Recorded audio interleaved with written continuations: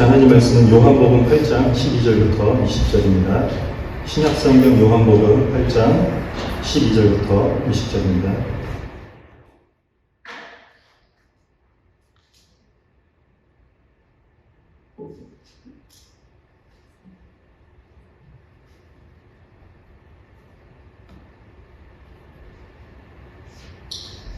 요한복음 8장 12절부터 20절, 저와 여러분들이 한 절씩 교독하겠습니다.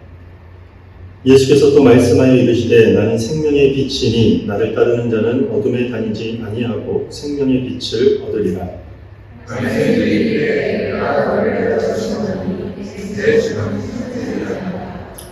예수께서 대답하여 이르시되 내가 나를 위하여 증언하여도 내 증언이 참되니 나는 내가 어디서 오며 어디로 가는 것을 알거니와 너희는 내가 어디서 오며 어디로 가는 것을 알지 못하니라.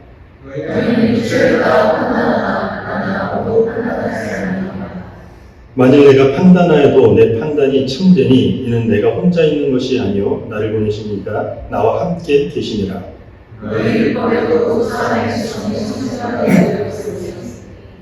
내가 나를 위하여 증언하는 자가 되고 나를 보내신 아버지도 나를 위하여 증언하시니라.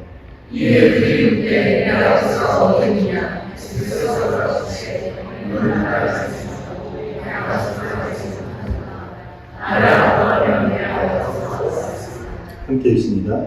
이 말씀은 성전에서 가르치실 때 헌금함 앞에서 하셨으나 잡는 사람이 없으니 이는 그의 때가 아직 이르지 아니하였습니다.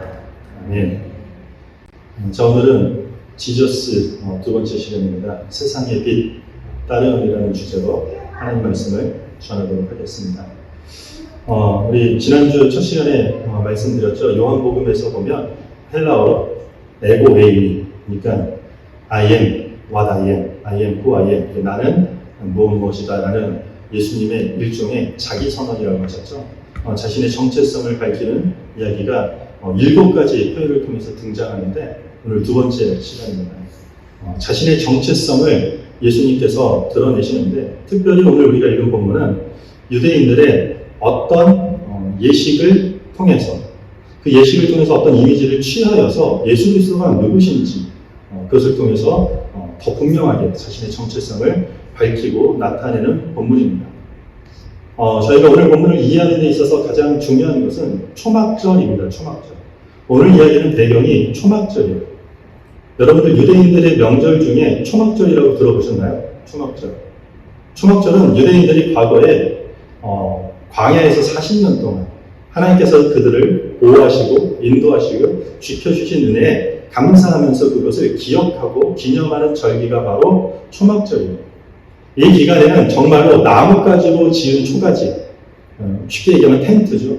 그 텐트를 만들어서 일주일 동안 거기서 거주하면서 그 광야 생활을 기념하는 절기예요. 이 초막절에는 특별히 두 가지 세리머니, 두 가지 행사가 대표적으로 있어요. 첫째는 물을 기념하는 것이에요. 물. 광야에 있을 때 그들이 물이 절실히 필요할 때 하나님께 기도했더니 반석을 쳤더니 생수가 솟아났던 그런 경험이 있습니다. 그래서 이것을 기념하는 것이에요. 그래서 초막절 낮에는 물의 예식이 있어요. 제사장들이 양동이를 들고 실로암 연못에 가서 물을 퍼가지고 성전 서판에다가 이렇게 뿌리는 것이에요. 하나님께서 우리의 생명수 되신다. 과거 이스라엘 백성들을 목마를 때 하나님이 갈증을 해결시켜 주시는 그 생명수와 같은 은혜를 주셨다라는 것을 기념하는 축제예요. 그것을 감사하고 기억하는 것이에요. 일종의 물의 축제라고 할 수 있겠죠. 그래서 요한복음 7장에 보면 우리가 잘 아는 말씀이 하나 등장해요. 누구든지 목마르거든 내게로 와서 마시라.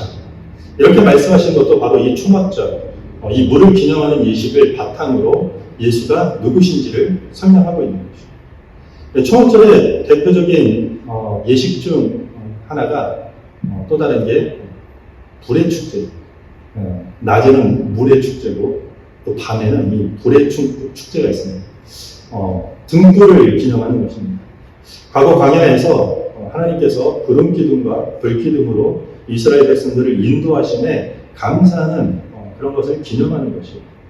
성전 안에 보면은 바깥들과 안뜰이 있어요. 이 바깥뜰에는 이방인의 뜰이라고 이방인들이 거기까지만 출입할 수 있어요. 또 안쪽 뜰에는 또 여인의 뜰이라고 있어요. 여성들만 출입할 수 있는. 거기서 문을 하나 통과해서 들어가면은 유대인의 뜰이 있는데 거기는 유대 남성들만 들어갈 수 있습니다. 대부분 사람들이 많이 모이는 곳이 바로 여인의 뜰이에요. 여기서는 유대인들이 모여서 많은 것들이 이루어집니다. 오늘 배경이 바로 이 성전 안에 있는 여인의 뜰이에요. 여기에는 커다란 스탠드가 있고 그리고 16개의 금 등불 잔등이 놓여져 있어요. 큰 등잔등. 그리고 거기에는 각각의 기름이 가득 채워져 있어요. 기름이 얼마나 가득 채워져 있냐면 하나에 한 65리터 정도 기름이 채워져 있습니다. 조그만 이런 양초 같은 이런 불빛이 아니라 엄청난 등불이 되겠죠. 저녁에 이 등불을 다 밝히게 되면은 예루살렘 성전 위치가 이 지역의 높은 곳에 위치해 있기 때문에 도시 전체가 환하게 되는 것이죠. 당시에는 어떤 공적인 야간 조명 이런 것들이 없었기 때문에 아주 노란색 석회암을 배경으로 이런 불들이 이렇게 뻗쳐나갈 때는 그야말로 멋지고 아름다운 장관이었을 거라 생각합니다. 등에 등불을 붙이는 동안 레위 성가대는 찬양합니다. 그리고 많은 사람들이 한 손에 횃불을 들고 춤을 추면서 하나님께서 불기둥으로 우리를 인도하셨던 것들에 대한 감사를 기뻐하는 일종의 등불 축제가 이루어집니다. 과거 광야의 등불을 떠올리면서 하나님의 임재 그리고 또 하나님의 인도하심 이것을 감사하고 기억하게 되는 것입니다. 이게 초막절에 행해지는 두 가지 가장 큰 예식 중에 하나입니다. 이 등불을 밝히는 광장 한적한 곳이 아니죠. 그리고 초막절 명절 절기에 많은 사람들이 모여있는 한마디로 유대인들의 공식적인 행사 한복판에서 예수님께서는 그 많은 사람들을 향해서 오늘 이렇게 말씀하시는 것이에요. 나는 생명의 빛입니다. 자신이 생명의 빛이라고 아주 담대하게 거기서 선포하고 계시는 것이죠. 단지 예루살렘의 하나님이 아니라 세상의 빛이라고 자신을 말씀하고 있습니다. 그리고 이어서 뭐라고 말씀하시냐면 나를 따르라고 이야기합니다. 자신을 따를 것을, 빛 대신 예수를 따를 것을 권면하고 있습니다. 따르라는 말은 팔로우가 되라는 말입니다. 주님과 따르다라는 뜻은 어떤 뜻일까요? 주님과 동행한다라는 뜻입니다. 하나님과 끝까지 동행한다라는 전제를 가지고 있어요. 그러니까 주님께서는 지금 나는 세상의 빛이다 라고 얘기하면서 그 빛을 바라봐라. 그 빛을 보고 찬양하라. 그 빛을 보고 아멘으로 화답하라. 이렇게 말씀하시는 것이 아니라 나를 믿는다고 고백하는 거 이런 거 말고 나를 따르라고 말하는 거죠. 나와 동행하는 자가 되라고 이야기하고 있는 거죠. 낮에는 유대인들이 실로암에서 물을 떠다가 성전에 붓고 밤이 되면 등불을 환하게 밝힘으로써 광야에서 우리를 보호하시고 인도하신 하나님께 감사한다고 지키는 이 초막절 절기는 이 행사들은 신앙에 아주 큰 의미가 있어요. 그리고 그들에게 아주 중요한 신앙의 전통 중에 하나라고 할 수 있어요. 의미가 있죠. 그런데 어느 순간부터 이 예식들을 통해서 변질되기 시작했어요. 분명히 하나님 앞에 감사하고 하나님을 기억하고 과거 우리를 인도하신 하나님께 그렇게 감사한 마음으로 시작된 신앙의 의미를 담고 있는 이 전통이 변질되기 시작했어요. 하나님의 보호하심과 하나님의 인도하심에 대한 감사가 점차 사라지기 시작했고 이런 전통들을 멋지고 화려하게 지켜내는 자신들의 신앙. 그러니까 이런 것을 비교적 다른 사람들에 비해서 잘 해내고 있는 자기 믿음의 우월성을 더 드러내기 시작했다는 거죠. 이스라엘 백성들의 종교적 타락은요, 다른 신을 섬겨서가 아니에요. 하나님을 잘못 섬기기 때문에 일어나는 일들이 거의 대부분이에요. 시작은 좋아요. 출발도 좋아요. 너무 거룩하고 아름다운 의미를 갖고 출발했는데 어느 순간부터 그 한가운데 하나님에 대한 감사, 하나님에 대한 은혜 이런 것들이 다 사라지고 그것을 잘 지켜내요. 다른 개같이 여기는 이방 족속들에 비해 우리는 너무너무 하나님 앞에 이런 신앙과 믿음의 전통을 잘 지키고 있다라는 자신들의 영적 우월감에 빠지게 됐다는 거죠. 어두운 밤, 예루살렘 성전에서 환하게 뻗어져 나가는 그 빛을 바라보면서 마치 그 빛이 자신들이 오랫동안 지키고 오랫동안 쌓아온 그 전통적인 신앙을 더 밝게 비춰줘서 그것들이 더 드러나기를 원했다는 거죠. 이게 비슷한 것 같지만 엄청난 차이를 가지고 있는 것이죠. 바리새인들은요, 사복음서에 보면요, 바리새인들은 기도의 달인이었어요. 기도를 엄청 열심히 했어요. 구제하는데도 열심히 했어요. 하나님 앞에 헌신하고 봉사하고 헌금 물질 드림에 그 누구도 따라올 수 없을 만큼 최선을 다하고 가장 잘하는 무리들이었어요. 근데 그들이 못했던 게 하나 있어요. 한마디로 정의하면 주님을 결코 따르지 않았어요. 기도도 하고 예배도 하고 구제도 하고 헌금도 하고 봉사도 하고 다 하는데 주님을 따르는 것에 있어서는 늘 주저했다는 것이죠. 지금 예수님께서는 그들을 향해서 내가 세상의 빛이다. 너희가 이 빛을 이용해서 너희의 종교적 열심을 비춰서 그 스포트라이트를 비춰서 그것들을 환하게 하려고 하지 말고 진짜로 빛 대신 예수 그리스도를 제발 좀 따르라고 말하고 있는 것이죠. 아마도 이런 내용의 말씀들은 오늘날 이 시대 우리에게도 동일하게 적용된다고 생각합니다. 우리 신앙 생활에 여러 가지 모습들이 있죠. 예배하고, 기도하고, 성경 공부하고, 찬양하고, 헌금하고, 봉사하고, 구제하죠. 우리 신앙 생활에 너무 중요하고 귀한 모습 중에 하나예요. 기도해야죠. 그렇죠. 기도 많이 하십니까? 아멘? 안 하세요? 힘들 때만 하세요? 기도 많이 해야 돼요. 예배 당연히 중요하죠. 예. 헌금하고 섬기고 봉사하는 것. 이거 귀하고 거룩한 신앙생활에 다 포함된다는 것이 맞아요. 아주 귀한 것이에요.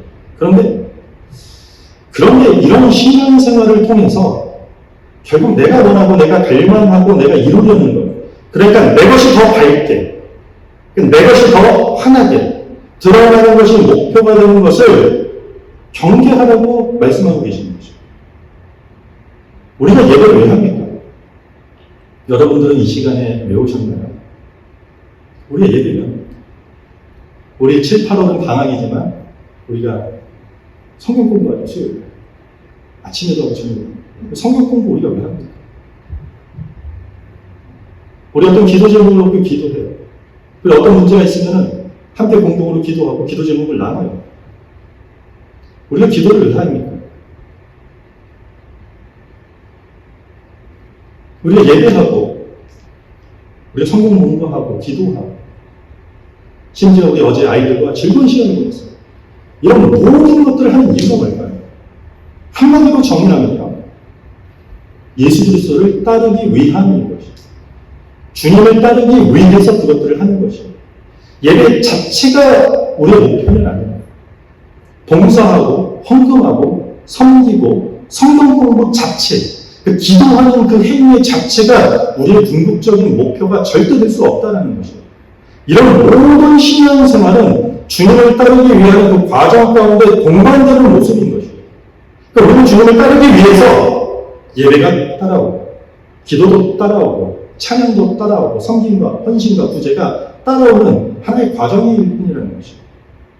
그런데 안타까운 점은요, 현대교회에서 이런 모습을 우리가 흔히 볼 수 있다는 것이죠.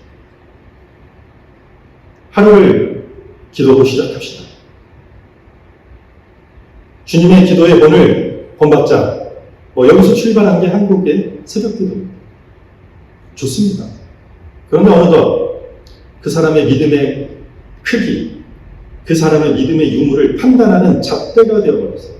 어떻게 집사가 새벽 기도를 안 나와? 제대로 된 집사 맞아.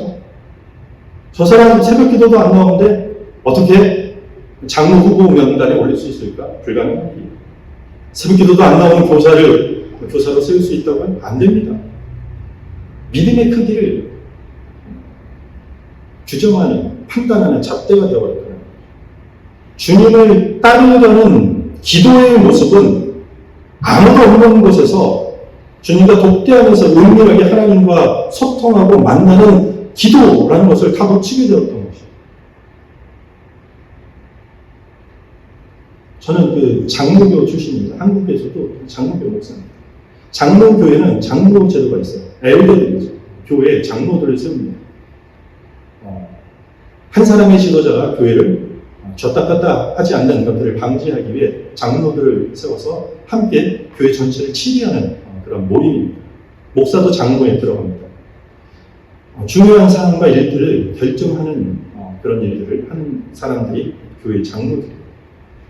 그런데 어느 순간 어떤 교회에서는 그 장로라는 직함이 권력으로 바뀌었어요. 인정받고 높임받는 자리가 돼버린 경우가 적지 않다는 것이죠.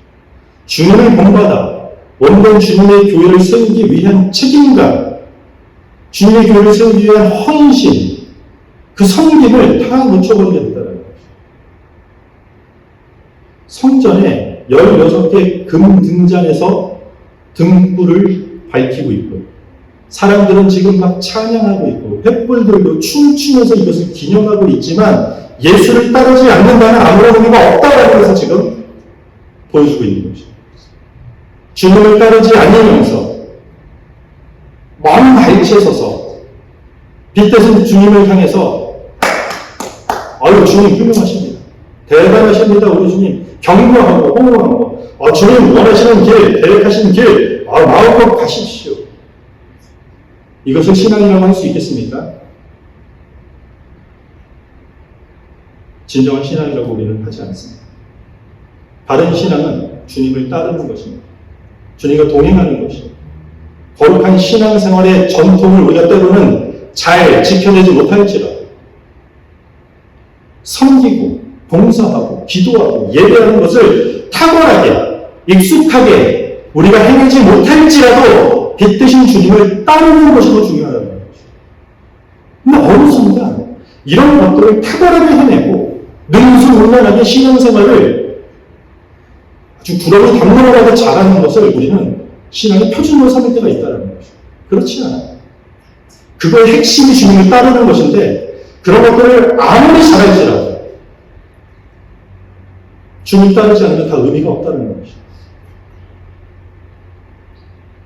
저는 목사가 되기 위해서 탁월한 준비를 치밀하게 준비하거나 계획한 적이 없습니다. 있을 줄 알았다고 생각 안 했겠지만 없습니다.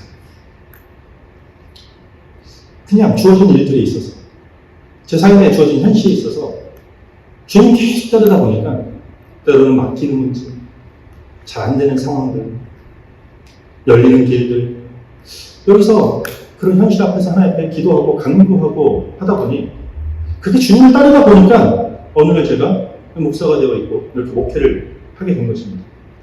이게 모르겠어요. 이게 올라오기 전까지 이런 말을 해야 될지 고민했지만 목사가 할 소리인지는 모르겠어요. 저는 목회를 잘하고 싶은 마음이 별로 없어요. 이게 뭔 소리입니까? 이 다음이 주님. 저는 주님을 잘 따르고 싶어요. 목회를 잘 하려는 생각을 하는 순간요, 저에게는요, 너무 많은 유혹과 더 많은 고민과 이 갈등 속에 빠질 우려가 너무 많아져. 그런데 내가 주님 잘 따르겠습니다 라는 생각을 하게 되면 비록 어두운 밤 같지만 한 줄기 빛을 보고 따라갈 수 있다는 소망이 생기게 되는 거죠. 그래야지 제가 목회를 하는 동안 예수라는 빛 가운데 거할 수 있을 거라고 생각해요. 그래야지 제가 목회를 어느 날 그만두는 순간이 있다 할지라도 예수라는 그 빛 가운데 계속 거할 수 있지 않겠습니까? 이스라엘이 40년 동안 광야에서 어떻게 잘 살 수 있었습니까? 물도 없고 먹을 것도 없고 이 광야 거기를 비행기 돌면서 40년 동안 잘 살 수 있겠냐? 하나예요. 불기둥이 움직이면 따라가고 불기둥이 멈추면 섰어요. 단순했어요. 주님을 따르면요 단순한 것이에요. 왜 가야 하고 언제 따라야 되고 어떤 방식으로 따라가야 되고 어떤 식으로 준비해서 그를 따라야 하는 것도 우리 삶에 중요할 때가 너무 많아요. 그 중요해요. 그런데 정작 더 중요한 것은 주님 가라 하면 가는 것이에요. 주님 멈춰라 하면 멈추는 것이에요. 우리는 복잡한 현대사회를 살면서 가고 멈추는 것에 있어서 지나치게 많은 의미를 부여하다가 정작 가야 할 때 가지 못하고 서야 할 때 서지 못할 경우가 너무 많아요. 특히 현대 지성인들 사이에서 합리성이 중요하고 현실이 중요하고 논리적이고 상식을 중요시 여기는 우리 사회는 그게 더욱더 더 어려워졌다는 거죠. 차라리 좀 모르고 좀 무지했고 좀 무식한 방법 같았지만 과거에는 그런 생각 다 버리고 주님 가라면 갔고 멈추라면 멈췄던 믿음의 선배들의 신앙에 우리가 도전적인 필요가 있다는 거죠.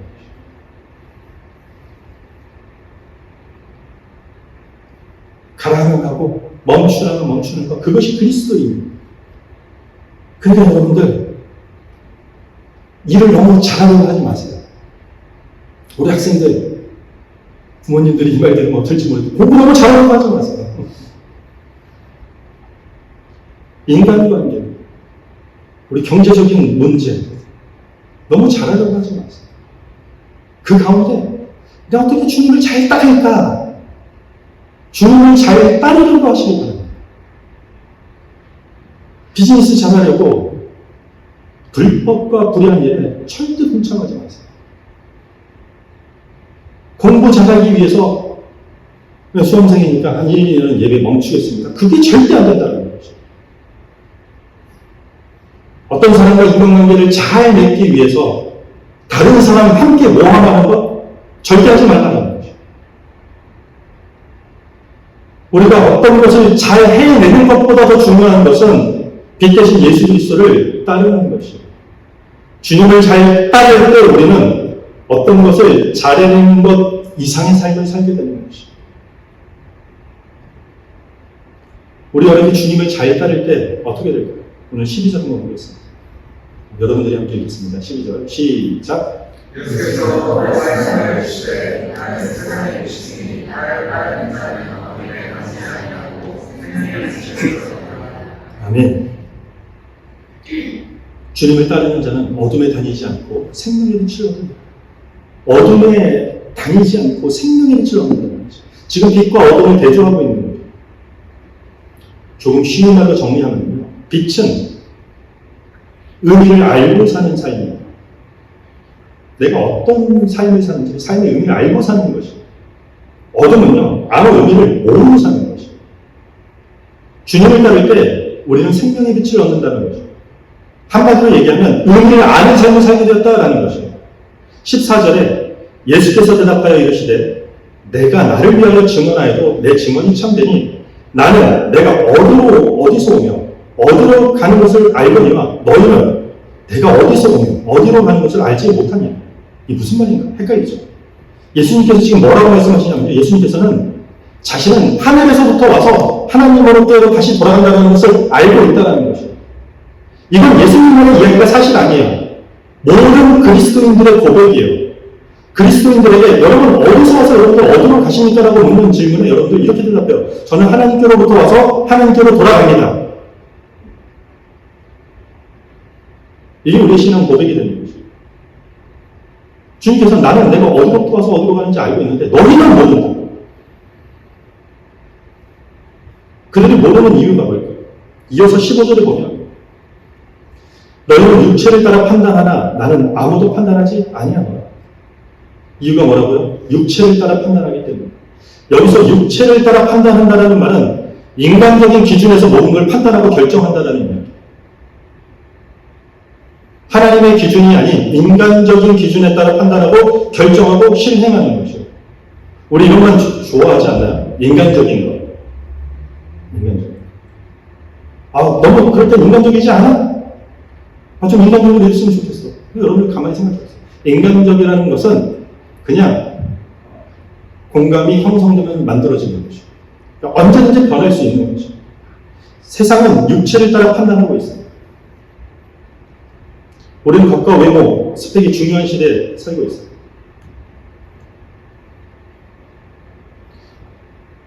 최근에 들은 어떤 교회 이야기예요. 그 교회 오래된 장로님이에요. 안 좋은 소문이에요. 그분은 그 교회 성도 누가 오면은 어느 대학을 나오는지가 그렇게 궁금하대요. 그래서 목장 모임을 하게 되면 그 새로운 성도의 출신 대학이 궁금해서 자기소개할 때 다 출신 대학을 돌아가면서 이야기하는데 다시는.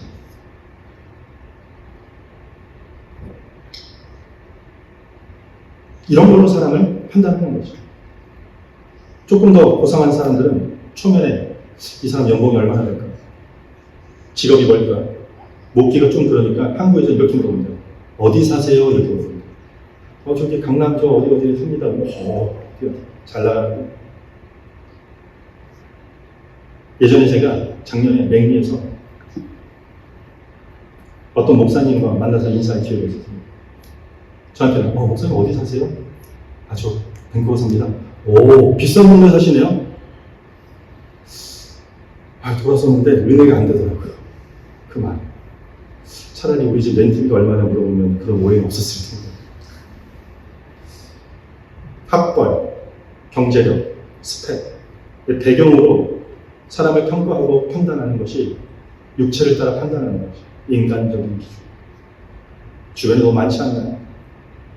너무 슬픈 세상인 것이. 인간적 기준은요, 시대마다 바뀌어요. 완전히 있다 바뀌고. 여러분들, 밴쿠버에, 캐나다에 마리아나가 합법화된 지 채 5년이 되지 않았어요. 캐나다는 5년 전까지 마리아나 피면 잡혀갔어요. 근데 지금 또, 불과 5년밖에 안 됐는데 이제 합법화예요. 정상적으로 매장에서 사서 다 할 수 있어요. 한국 관광객들, 한인 유학생들 와서 대마초 마리아나 하면 어떻게 될까요? 적발되면 한국 법에 의해서 처벌돼요. 하면 안 돼요. 인간적인 기준은요, 계속해서 작은 법 하나도 이렇게 바뀐다는 거죠. 이게 해서 괜찮은 건지 나쁜 건지 계속 변해요. 이렇게 쉽게 변하고 사라지는 인간적 기준으로 판단하는 것은 절대적인, 변하지 않는 절대적인 기준 대신은 하나님을 믿지 않겠다는 일종의 각오와 다짐이 되는 거죠. 사람들은 이렇게 말하네요. 나 절대적인 하나님의 기준, 그런 절대성을 가지고 있는 그 하나님의 그거 나 안 믿을래. 나 그걸 따르지 않을래라는 각오를 어떻게 말하는지 아세요? 나는 인간적인 기준으로 살 거야. 나는 세상 흐름에 내 인생을 맡기고 살아갈 거야. 똑같은 말이에요. 그러니까 무지함 때문에 사람들은 불신자가 되는 게 아니라 불신앙 때문에 무지하게 되는 거죠. 무슨 말이냐면 인생의 의미를 몰라서 하나님을 믿지 못하는 것이 아니라 오히려 하나님을 믿지 않기 때문에 인생의 의미를 모른다는 거죠. 인생의 진정한 의미를 다 깨닫고 다 통달하고 하나님을 믿기로 작정한 사람이 있나요? 없어요. 인류에서 그런 사람은 없다는 거죠. 이런 저런 이유와 상황 속에서 이건 조금 더 제가 목사답게 말하면 하나님의 은혜로 우리가 믿게 된 이후에 인생의 의미를 알게 되는 것이죠. 마치 이런 말 있잖아요. 엄마가 될 준비가 되어서 엄마가 된 게 아니라 엄마가 되었기 때문에 엄마가 되어가는 것이다. 이런 말 있어요. 비슷한 내용인 거죠. 육체의 판단, 인간적 기준은 하나님을 믿지 않겠다라는 그 악한 다짐과 각오이기 때문에 삶의 모든 의미, 우리가 어디로부터 왔는가, 그리고 우리가 어디로 가는가, 왜 사는지 무지하게 되는 것이죠. 그런 사람들한테 왜 사냐고 물어보세요. 교회 갈 때 하나님을 믿지 않는 사람들한테 왜 사냐고 물어보면 어디로부터 오는 존재냐고 물어보면 이 끝에 엄마 뱃속이지 대답을 못한다는 거죠. 그냥 행복하게 살 거예요. 잘 먹고 잘 살 거예요. 난 내가 하고 싶은 거 다 이룰 거예요. 그럼 잘 사는 게 뭔지, 행복이 뭔지 다시 정의 내리려고 그러면 정의 내리지 못해요. 그냥 무지한 상태로 살게 됩니다.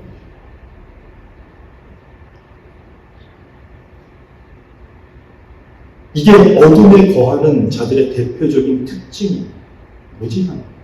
오해하지 마세요. 삶의 지혜가 없고 학식이 낮고 간단한 계산도 못하는 무지함을 말하는 게 아닙니다. 인생의 진리, 우리가 어디로부터 와서 어디로 갈까에 대한 그것에 대한 무지함이 아닙니다. 아브라함 조슈아 햇셀이라는 사람은 이런 말을 했습니다. 현대인들 메시지를 잃어버린 메신저다. 현대인을 향해서 메시지를 잃어버린 메신저라는 것이죠. 자기 자신이 누구인지, 여기에 왜 오게 되었는지, 여기서 뭘 하면서 살아야 되는 것인지, 인생의 목적이 무엇인지, 우리는 앞으로 어디를 향해서 나아가는지 다 잃어버렸다는 것이죠. 이것을 모르는 비참한 모습을 성경은 어둠이라고 표현합니다. 어둠. 하나님의 기준이 없으니 당연히 인생의 의미를 모를 수밖에 없게 됩니다. 여러분들의 인생의 의미는 무엇입니까? 여러분들이 지금까지 살면서 지금 이 시간까지 오면서 여러분들이 가지고 있는 인생의 의미는 무엇입니까? 만약에 여러분들이 이 질문에 명확하게 대답을 하지 못한다면, 아니 더 구체적으로 저는 하나님으로부터 와서 하나님으로부터 하나님께로 다시 돌아간다고 대답하지 않는다면 여러분들은 죄송하지만 어둠에 거하는 중입니다. 그것을 무지한 것이라고 할 수 있을 것입니다. 저를 그렇게 째려보지 않길 바랍니다. 하지만 굿뉴스가 있겠죠. 어둠에 거할지라도 아직 우리에게 희망이 있다는 것이죠. 하나님은 세상의 보편적 가치관으로 우리를 한 번도 판단하신 적이 없는 것이요. 그분은 세상의 빛으로 왔다는 것이요. 여기서 말하는 세상의라는 표현이 있죠. 헬라적 표현은요, 세상에서 또는 세상을 위한다라는 의미를 다 내포하고 있어요. 그러니까 예수님은 자신을 이 어둠 가운데 그냥 흘러갈 수 있는 세상과 분리시킨 적이 한 번도 없어요. 주님은 지금 우리를 향해서 세상의 빛이라는 것이에요. 세상에 있고 세상을 위한 존재라고 지금, 나는 세상의 빛이라고 지금 선언하고 계시는 것이에요. 어디로부터 와서 어디로 갈지 모르는 무지함 속에 있다면 우리 이제 귀를 기울여야 될 때가 됐다는 거죠. 세상을 위한, 그리고 세상에 있고 그 세상의 빛 되신 주님을 따를 때가 되었다는 것입니다. 어디로부터 와서 어디로 가는지 삶의 의미를 알지 못하고 그 무지함에 빠져있는 어두운 세상을 위해서 예수 그리스도께서 세상에 빛으로 오셨다. 이것이 우리가 붙들고 있는 고귀한 진리라는 것을 여러분들이 깨닫게 바랍니다. 이것이 하나님의 위대하고 크신 사랑입니다. 이것이 복음이라는 것입니다. 시편 27편 1절에 보면 여호와는 나의 빛이요 나의 구원이시니 내가 누구를 두려워하려. 여호와는 내 생명의 능력이시요 내가 누구를 무서워하려. 뭐라고요? 여호와는 나의 빛이요 구원이시니 내가 누구를 두려워하려. 여호와는 내 생명의 능력이시니 내가 누구를 무서워하려. 성경이 말하는 이 빛은 바라보고 만족하고 멀리서 응원하고 격려하는 차원의 빛이 아니라 반드시 따라야 될 빛이라고 말하는 것이죠. 우리가 함께 그 빛을 따라가는 귀한 서로의 동역자가 되시길 바랍니다. 말씀을 마무리하겠습니다. 우리의 구원자 되시고 생명의 능력 되시는 빛, 이 세상의 빛 되신 예수 그리스도를 잘 따르는 신실한 제자도가 되시길 바랍니다. 주님을 따를 때 삶의 의미를 구체적으로 알아가는 놀라운 은혜가 각 사람의 삶의 현장 가운데 임할 것을 믿습니다. 온 세상에 빛 되신 예수를 우리가 따를 때 전에 보지 못했던 눈이 열리고 알지 못했던 그 세상의 신비를 깨닫게 되는 은혜가 우리 교회 성도들 가운데 모두에게 임하길 주님의 이름으로 축복합니다. 우리 다 같이 자리에서 일어서서